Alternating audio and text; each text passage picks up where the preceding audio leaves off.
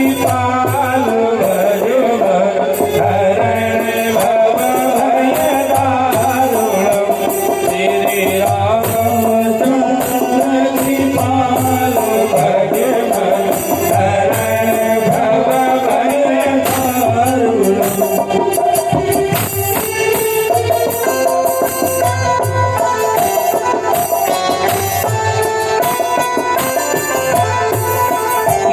कोमल है ठाकुर जी, कोमलता कितनी ठाकुर जी की है। कहा नव कंज लोचन कंज मुख कर कंज पद कंजा, उनका सरदांग कमल की तरह कोमल। लेकिन कौन सा कमल? दोपहर वाला कमल? बोले नहीं नहीं, दोपहर वाला कमल तो कठोर हो जाता है, तो सायंकाल का कमल बोले वो तो और कठोर हो जाता है। बोले फिर? बोले अभी प्रातः काल का नौ कंज लोचन कंज पर कंज पर कंजारुणम, अभी अभी बिल्कुल प्रातः कालीन कमल जितना कोमल होता है इतने ही कोमल ठाकुर जी के सर्वांग हैं। तो बोले मुझे लगा कि मुझे तो कोई चोट नहीं आई उसके बाणों से, लेकिन मेरे हृदय में विराजित मेरे ठाकुर जी को चोट न था। चलो ठीक है बाबा, लेकिन आंख खोलकर क्यों जलाया? तीसरा नेत्र खोल, श्राप देकर जला देते। बोले देखो भाई, ये शरीर रूपी देश की सीमा आंखें हैं। ये शरीर एक देश है, आंखें उसकी सीमा है, और दुर्गुण कोई भी हमेशा आंखों से हमारे शरीर रूपी देश में हाजिर होता है। कोई भी दुर्गुण आंखों से प्रवेश करता है। हमारी आंखें पहले उसे देखती हैं और फिर आंखों के माध्यम से हमारे हृदय में प्रवेश करके हमारे पतन का वो दुर्गुण प्रयास। तो शिव जी कहते हैं कि सीमा पर अगर शत्रु को समाप्त कर दिया जाए तो वो देश सुरक्षित रहता है। तो शरीर रूपी देश सुरक्षित रहे, जरूरी है कि काम माने वासना हमारे आंखों से प्रवेश करे तो वहीं उसको मार दिया जाए। इसलिए मैंने आंखों से कामदेव को जला दिया। तो कामदेव तो जल करके राख हो गए। इधर देवता भयभीत हुए, देवताओं ने कहा बाप रे गजब हो गए। ब्रह्मा जी के पास गए, बोले महाराज गजब हो गया। बोले क्या हुआ? बोले आपने कहा था कामदेव को भेजो, हमने भेजा, शिव जी ने जला दिया, बहुत क्रोध में है, क्या करें? कहीं हम लोगों को न जला दे कि भाई देवताओं ने षड्यंत्र मेरे साथ किया, इनको भी जलाओ, जल्दी उपाय बताओ। ब्रह्मा जी ने कहा ऐसा करो, कामदेव की पत्नी रति को भेजो शिव जी के पास। बोले उससे क्या होगा? बोले एक अबला को देखेंगे तो उनका क्रोध शांत हो जाएगा। देवता भागे भागे रति के पास गए। रति श्रृंगार कर रही थी। देवताओं ने कहा रति क्या कर रही है तू? देवी क्या कर रही है? रति ने कहा मैं श्रृंगार कर रही हूँ। लेकिन नारी का श्रृंगार किसके लिए? रति ने कहा देवताओं आपको मालूम होना चाहिए कि नारी का श्रृंगार अपने पति के लिए होता है। देवताओं ने कहा अरे तेरा पति दुनिया में रहा ही नहीं है, क्या श्रृंगार करती है? रति एकदम चौंक पड़ी, जो श्रृंगार की वस्तुएं थी एकदम झड़क दिया और उस पर खड़ी हुई, क्या हुआ मेरे पति को? देवताओं ने कहा आपके पति को शिव जी ने जला दिया। ये नहीं बताया कि जलवाने वाले हम ही लोग हैं, हमने ही भेजा था ना, अपनी बात छुपा लिया। जैसे रति ने सुना कि मेरा पति जल गया, एकदम रोती हुई रति शिव जी के पास कैलाश। जैसे सुना कि मेरा पति शिव जी के द्वारा जला दिया गया, तीसरा नेत्र खोला शिव जी ने और वो रोती विलकती रति शीन सिंदूर मेरा लिया है, शीन सिंदूर मेरा लिया है, कुछ भी सोचा विचार नहीं है, शीन सिंदूर मेरा लिया है, कुछ भी सोचा विचारा नहीं है, शीन सिंदूर मेरा लिया है, कुछ भी सोचा विचारा नहीं है, नहीं है, कुछ भी सोचा विचारा नहीं है,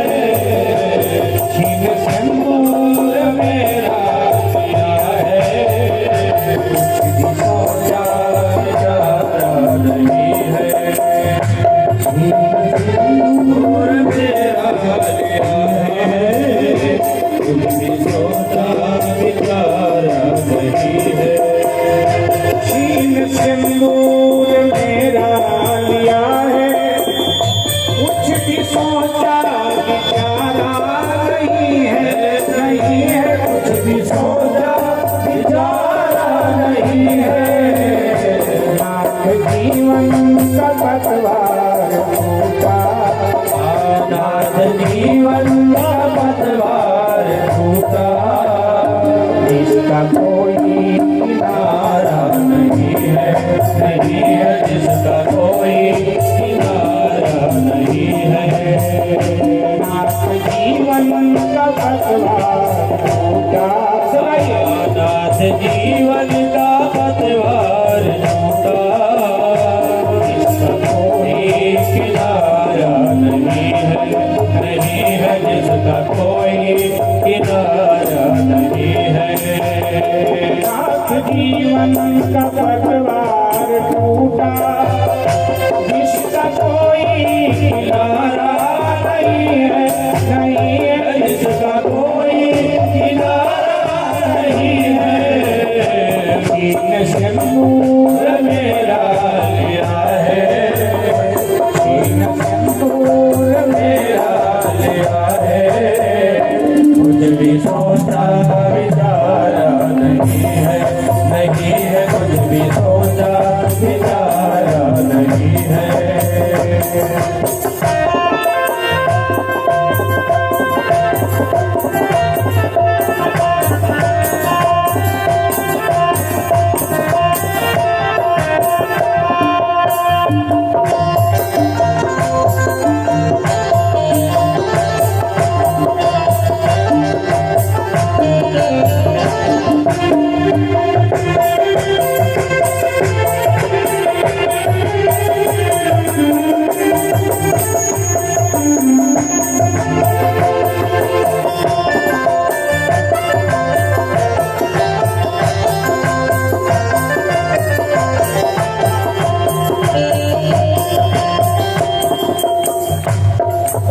दारू में विलाप करने लगी, भोलेनाथ जैसे आपने तीसरा नेत्र खोल करके मेरे पति को जला दिया, वैसे दोबारा तीसरा नेत्र खोलकर मुझे जला दीजिए।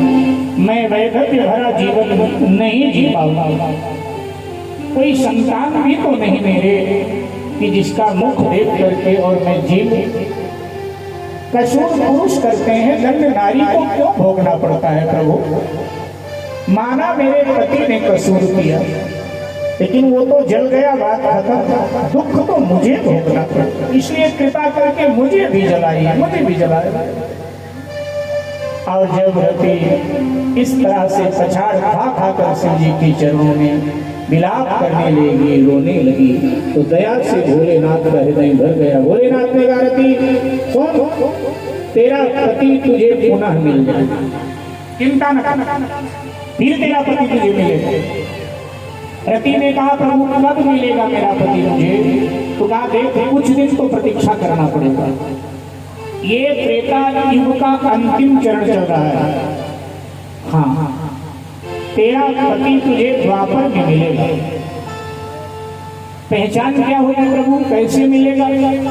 शिव जी ने कहा कि द्वापर में भगवान कृष्णावतार लेंगे और तब भगवान श्री कृष्ण की पत्नी रुक्मिणी के गर्भ का माध्यम लेकर तेरा पति जन्म लेगा, उसका नाम प्रद्युम्न होगा और तू उसे ब्याही जाएगी। इस तरह तेरा पति तुझे दोबारा मिल जाएगा। रति आनंद में डूब गई, भाभी मिलन के सुख को याद करके हर्षित मन, प्रसन्न मन भोलेनाथ को वंदन करके धन्यवाद करके रति चली गई और पति मिलन की प्रतीक्षा में डूब गई कि अति शीघ्र भगवान का कृष्णावतार हो और मेरे पति से मेरा मिलन हो। मेरे चलिए, अब जब देखा कि शिव जी शांत है, रति को वरदान मिल गया, तो रति के पीछे देवता भी खड़े थे। रति जैसे हटी सामने से, एकदम ब्रह्मा जी सहित सभी देवता जय हो जय हो जय हो बोले, जय जयकार करने लगे शिव जी, जय जय जय। शिव जी समझ गए दाल में कुछ काला।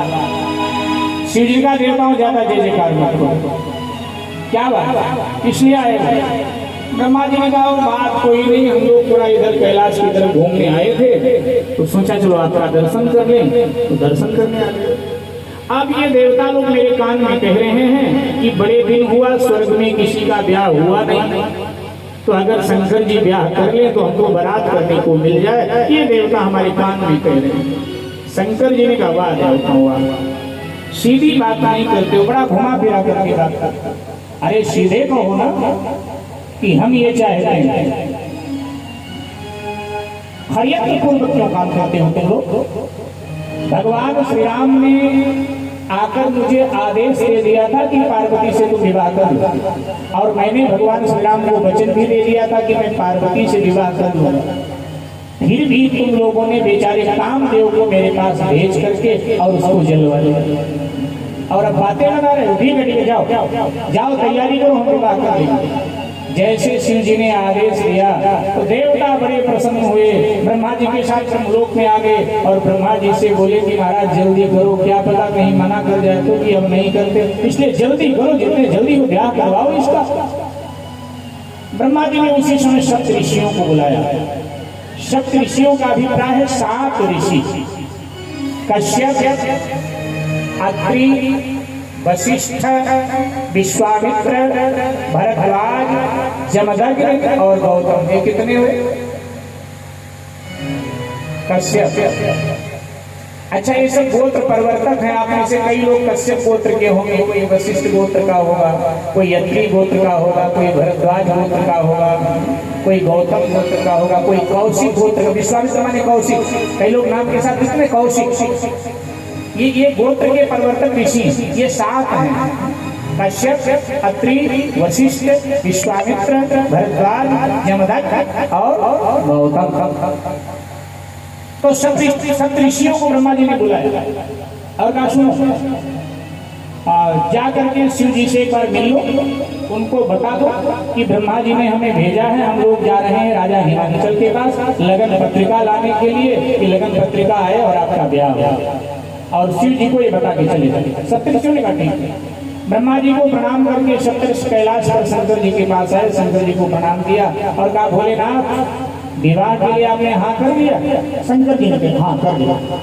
तो ठीक है, हम जा रहे हैं लगन पत्रिका लाने राजा हिमांचल के यहाँ। बोले सुनो, ब्रह्मा जी का काम बाद में करेंगे, पहले मेरा काम करें। सप्तऋषियों ने कहा क्या काम है आपका? बोले लगन पत्रिका बाद में लाओ, पहले जाकर के पार्वती के प्रेम की परीक्षा लो।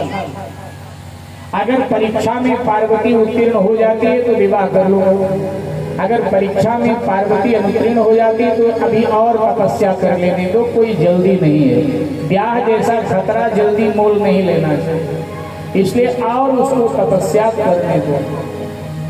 मैंने सती की बिना परीक्षा लिए विवाह कर लिया था, तो फिर वो संबंध मेरा बिगड़ गया, टूट गया, इसलिए अब फिर मैं नहीं चाहता हूँ कि विवाह करूँ संबंध टूटे, इसलिए थोड़ा इस बार ठोक बजाकर विवाह करूँगा, पहले जाओ परीक्षा लो। सप्तऋषियों ने कहा ठीक है महाराज। शिव जी को प्रणाम करके सप्तऋषि जहाँ पार्वती जी बैठी तपस्या कर रही थी वहां आ गए। पार्वती जी को सप्तऋषियों ने देखा तो जय जयकार किया, हो जय जयकार हो आपकी, इतनी कठोर आराधना साधना किसके लिए? देवी क्या चाहती हो? पार्वती जी ने हाथ बोला, सप्तऋषियों को प्रणाम किया और कहा बाबा मैं महाराज हिमांचल की बेटी हूँ और मेरे पिता हिमांचल का हठ पूरे दुनिया में प्रसिद्ध है। मेरे पिता बड़े हठी हैं, माने जिद्दी स्वभाव के हठी हैं, और कई बार माता पिता के गुण अथवा दुर्गुण उनकी संतानों में आ जाते हैं। तो मेरे पिता बड़े हठी हैं और वही पिता वाला हठ मुझ में भी आ गया है, तो मैंने हठ कर लिया। देवी क्या हठ किया तुमने? तो पार्वती जी कहते कि ये मन हठ बरा न सुनत सिखा चाहत बारी पर भीति उठावा। ये मेरा मन बड़ा हठी है, ये मेरी बात नहीं मान रहा, मैं समझाती हूँ मेरी बात नहीं मानता। ये बहते पानी पर रेत की दीवार उठाना चाहिए। अब क्या ये संभव है? बहते पानी पर रेत की दीवार, और बहते पानी पर नहीं रुके पानी पर भी रेत की दीवार कहाँ ठहरे? सत्य ऋषियों ने कहा स्पष्ट कहो, आधी बात समझ नहीं आ रही। और तब पार्वती जी ने कहा कि मैं शिव को अपना पति बनाना चाहता हूं। सत्य ऋषि हंसने लगे, ओ हो शिव को, अच्छा अच्छा, लेकिन शिव अगर तुम्हें पति के रूप में मिल भी गए तो ऐसे पति को पाकर क्या हासिल कर लोगी जिसका ना कोई घर है, ना घर है, ना जाति का पता, ना बरादरी का पता, ना माता, ना पिता, ना कोई, ना कोई, ना कोई। अरे देवी, तुम राजनंदिनी हो, राजा की बेटी हो, राजमहल में रहने वाली और वो शमशान पे रहने वाला, क्या टिक पाओगी ब्याह के बाद? तुम्हारे गले में स्वर्ण हार, हीरे का हार और उनके गले में नागों की माला। अब हर पत्नी चाहती है मैं थोड़ा अपने पति के साथ बैठूं, तो तुम भी तो चाहोगी कि मैं थोड़ा अपने पति के साथ थोड़ा सट करके बैठूं, क्योंकि हर नारी चाहती, बाइक पर भी बैठती है तो कमर में हाथ डाल करके बैठती। सबको पता है तेरे पति, लेकिन फिर भी कमर में हाथ डालना मानो भागा जा रहा है। अच्छा, पुराने जमाने में बड़ी मर्यादा थी। पुराने जमाने में नारी थोड़ा पति से समाज में हटके चलती, लेकिन आजकल हटके नहीं, आजकल बिल्कुल सटके चलते रहती है। मर्यादा भंग, सामाजिक मर्यादा का कोई खाया तो कहा कि तुम्हारी भी तो इच्छा होगी, अब तुम बैठना चाहोगी बगल में और बगल में बैठोगी, नाक भुंकारेगा तो कहाँ भाग करके जाओगे? पिता का भवन याद आएगा। इसलिए अभी सोच विचार लो देवी, तुम शरीर पर सुगंधित वस्तुएं लगाती हो और वो शमशान की राख लगाते हैं, कैसे टिकोगी उनके साथ? तुम्हें मधुर संगीत प्रिय है, लेकिन शिव को तो भूत प्रेतों की बोलियां प्रिय हैं। रात के समय शमशान पर भूत प्रेत मुर्दों की खोपड़ियां बजाते हैं, नाचते हैं, डाकिनियां साकिनियां तरह तरह की आवाज निकालती हैं, चुड़ैलें तरह तरह का रूप बनाकर शिव जी को रिझाती हैं, और तब तुम डरोगी, चीखोगी, चिल्लाओगी, तब कौन तुम्हारी सहायता करने आए? इसलिए देवी अभी सोच विचार कर लो। पार्वती जी ने कहा साथ सोच विचार कर लिया, बिल्कुल पक्का कर लिया। देवी एक बात बताओ, तुम्हें गुरु कौन है तुम्हारे? किन्होंने तुम्हें सलाह दिया कि शिव जी को अपना पति बनाओ, तपस्या करो, ये करो? कौन है तुम्हारा गुरु? पार्वती जी ने कहा कि हमारे गुरु देवर्षि नारद जी महाराज हैं। जैसे ये कहा तो सप्तऋषि सातों ताली बजा बजा के हंसने लगे, एक दूसरे का मुंह देखकर बोले अच्छा अच्छा अच्छा, समझ गए। पार्वती जी ने कहा क्या समझ गए? बोले देवी, नारद जी की जिन ने बात मानी उनका आज तक घर बसा नहीं है, उनका घर उजड़ गया है। ये नारद जी ना घर बसाऊ नहीं है तो घर उजाड़ू है, क्योंकि अपने घर है नहीं। तो नारद जी चाहते किसी का भी घर ना हो, सब मेरे जैसे बाबा जी बनकर दुनिया में घूम। नारद घर उजाड़ू है, नारद का देश साधु का है, लेकिन है नारद पूरा ठग। कह दिया हे देवी पार्वती, नारद सिख जे सुनहि नर नारी, अवसि होई तज पावन विहार।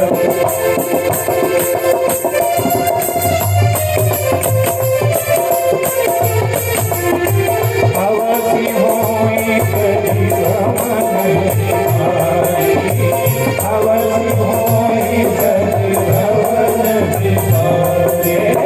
तन साजन मन कपटी कीन्हा, आप सहित सबहि कीन्हा, आप सहित सबहि कीन्हा।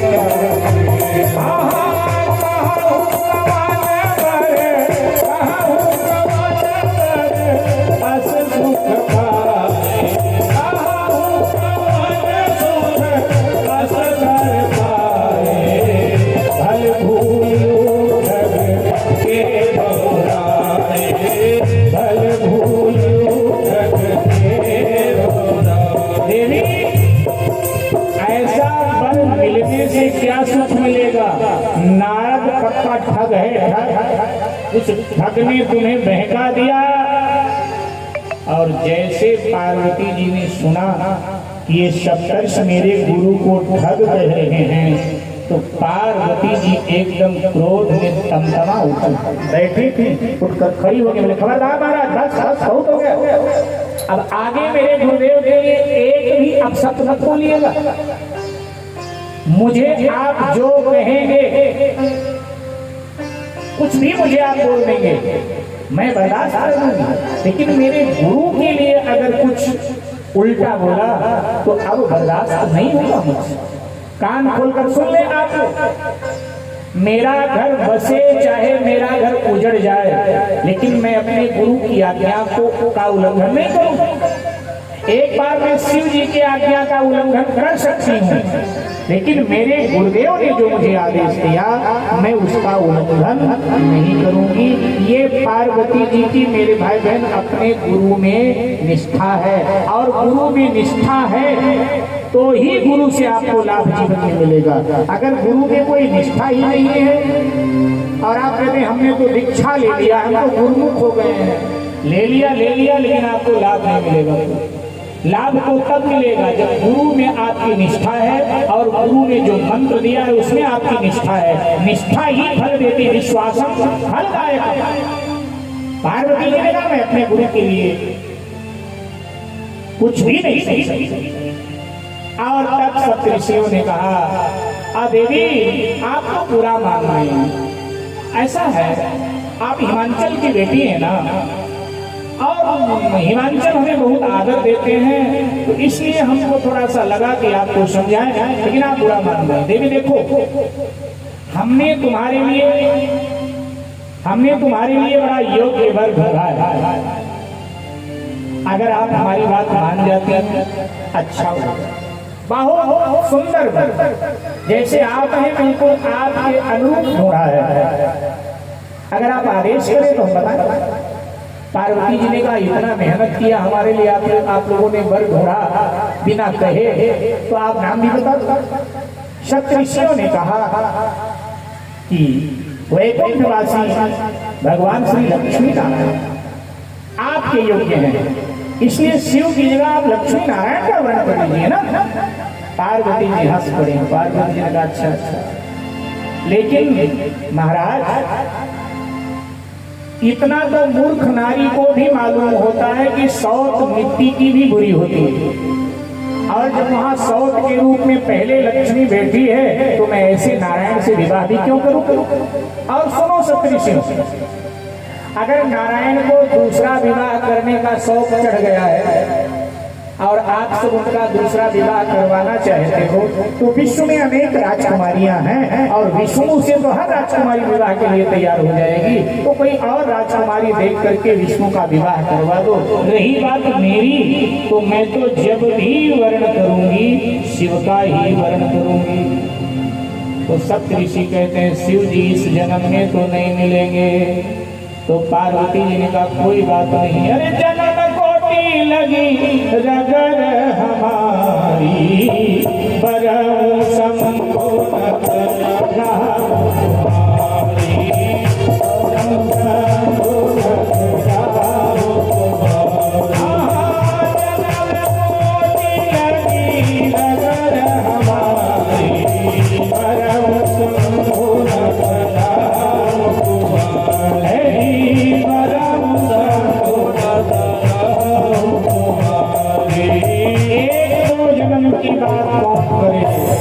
करोड़ों जन्म मुझे लेने पड़े, लेकिन जब भी मैं वर्ण करूंगी शिव का ही वर्ण करूंगी। और हे सप्तऋषि, अब ये बातें बंद करो, मैंने माना, मैंने तुम्हारी बात को बड़ी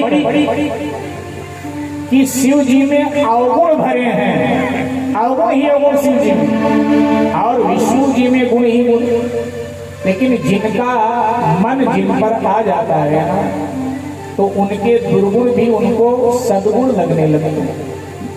तो मेरा मन शिव पर आ गया, इसलिए शिव जी के जो दुर्गुण आप गिना रहे हो ना, वो मुझे सद्गुण लग रहे हैं। पार्वती जी ने कह दिया कि हे सप्तऋषियों, शंभु सकल अवगुण भव, मैंने तुम्हारी बात को बड़ी पढ़ दिया। तुम कहते हो शंकर जी में अवगुण ही अवगुण, मैंने मान लिया। शंभु सकल अवगुण भव और विष्णु सकल गुणधाम, लेकिन जाकर मन रम जाहि सन यही के ही सन पा। जिसका मन जिससे लग गया, जिसका दिल जिससे लग गया, बस वही उसे श्रेष्ठ लगता है।